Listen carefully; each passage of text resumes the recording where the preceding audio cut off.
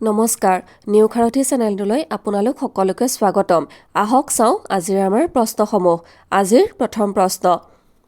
মুলাই কাঠনি নামৰ বিশাল অৰণ্যখন কোনে সৃষ্টি কৰিছিল option A doctor Robin Banerjee option B Robin Dey option C যাদৱ পায়েং অপচন ডি মৃণাল মিৰি ইয়াৰ শুদ্ধ উত্তৰ অপচন সি যাদৱ পায়েং মুলাই কাঠনি নামৰ বিশাল অৰণ্যখন যাদৱ পায়েঙে সৃষ্টি কৰিছিল Next question, কোনজন আহোম ৰজাই জয়সাগৰ পুখুৰী খন্দুৱাইছিল option A Rudrasingha option B Shivasingha option C Gadadhar Singha option D Lakshmi Singha ইয়াৰ শুদ্ধ উত্তৰ অপচন এ ৰুদ্ৰসিংহ আহোম ৰজা ৰুদ্ৰসিংহই জয়সাগৰ পুখুৰী খন্দুৱাইছিল Next question, তলৰ সকলৰ ভিতৰত কোনজন ঢোলবাদক হিচাপে অধিক পৰিচিত আছিল option A Zubeen Garg option B doctor Bhupen Hazarika option C Bishnuprasad Rabha option D Moghai Ojah ইয়াৰ শুদ্ধ উত্তৰ অপচন ডি মঘাই ওজা ঢোলবাদক হিচাপে অধিক পৰিচিত আছিল নেক্সট কুৱেশ্যন বড়োসকলৰ পিতৃ হিচাপে কাক কোৱা হয় option A Sitanath Brahma Choudhury option B Upendranath Brahma option C Gobinda Narzary option D Jaybhadra Hagjer ইয়াৰ শুদ্ধ উত্তৰ অপচন বি উপেন্দ্ৰনাথ ব্ৰহ্ম বড়োসকলৰ পিতৃ হিচাপে উপেন্দ্ৰনাথ ব্ৰহ্মক জনা যায় নেক্সট কুৱেশ্যন অসমৰ কোনগৰাকী ব্যক্তিয়ে পঞ্জাবৰ ৰাজ্যপাল হিচাপে কাৰ্যনিৰ্বাহ কৰিছিল option A Gopinath Bordoloi option B Bishnuram Medhi option C Mahendra Mohan Choudhury option D Golap Borbora ইয়াৰ শুদ্ধ উত্তৰ অপচন সি মহেন্দ্ৰ মোহন চৌধুৰী অসমৰ মহেন্দ্ৰ মোহন চৌধুৰীয়ে পঞ্জাবৰ ৰাজ্যপাল হিচাপে কাৰ্যনিৰ্বাহ কৰিছিল নেক্সট কুৱেশ্যন চুতীয়া বংশৰ শেষৰগৰাকী ৰাণী কোন আছিল option A Sati Sadhani option B Rani Lakshmibai option C Radha Rukmini option D Sati Joymoti ইয়াৰ শুদ্ধ উত্তৰ অপচন এ সতী সাধনী চুতীয়া বংশৰ শেষৰগৰাকী ৰাণী সতী সাধনী আছিল নেক্সট কুৱেশ্যন তলৰ কোনখন হেমচন্দ্ৰ বৰুৱাৰ আটাইতকৈ বিখ্যাত ৰচনা option A Hemkosh option B Adipath option C Pathmala option D Bahire Rongchong ভিতৰে কোৱা ভাতুৰি ইয়াৰ শুদ্ধ উত্তৰ অপচন এ হেমকোষ হেমচন্দ্ৰ বৰুৱাৰ আটাইতকৈ বিখ্যাত ৰচনা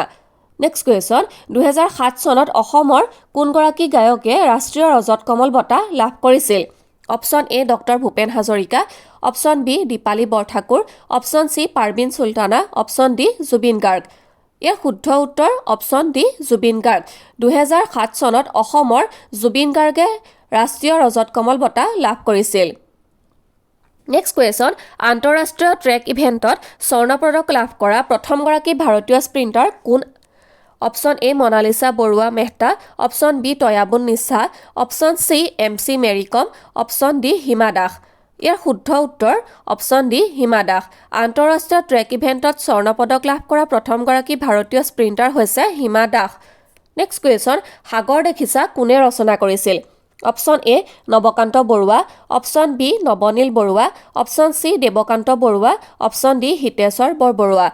ইয়াৰ শুদ্ধ উত্তৰ অপচন সি দেৱকান্ত বৰুৱা সাগৰ দেখিছা দেৱকান্ত বৰুৱাই ৰচনা কৰিছিল নেক্সট কুৱেশ্যন তলৰ কোনটো ভ্ৰাম্যমাণ থিয়েটাৰ আটাইতকৈ পুৰণি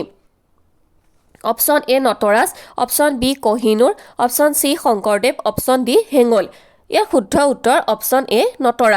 নটৰাজ ভ্ৰাম্যমাণ থিয়েটাৰ আটাইতকৈ পুৰণি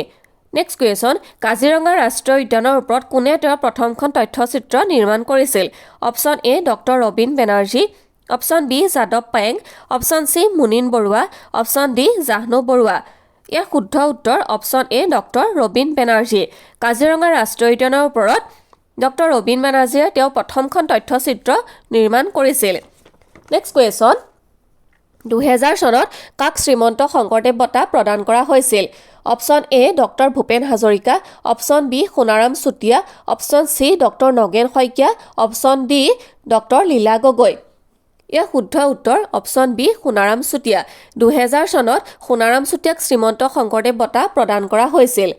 নেক্সট কুৱেশ্যন উত্তৰ পূবৰ পৰা অৰ্জুন বঁটা লাভ কৰা প্ৰথমগৰাকী মহিলা খেলুৱৈ কোন আছিল option A Monalisa Baruah Mehta option B Tayabun Nisha option C Dipa Karmakar option D Hima Das ইয়াৰ শুদ্ধ উত্তৰ অপচন এ মনালিসা বৰুৱা মেহতা উত্তৰ পূবৰ পৰা অৰ্জুন বঁটা লাভ কৰা প্ৰথমগৰাকী মহিলা খেলুৱৈ হৈছে মনালিসা বৰুৱা মেহতা নেক্সট কুৱেশ্যন জনপ্ৰিয় চলচ্চিত্ৰ লাইফ অফ পাইত কোনগৰাকী অসমীয়া অভিনেতাই অভিনয় কৰিছিল option A Nipon Goswami option B Biju Phukan option C Pranjal Saikia option D Adil Hussain ইয়াৰ শুদ্ধ উত্তৰ অপশ্যন ডি আদিল হুছেইন অসমীয়া অভিনেতা আদিল হুছেইনে জনপ্ৰিয় চলচ্চিত্ৰ লাইফ অফ পাইটত অভিনয় কৰিছিল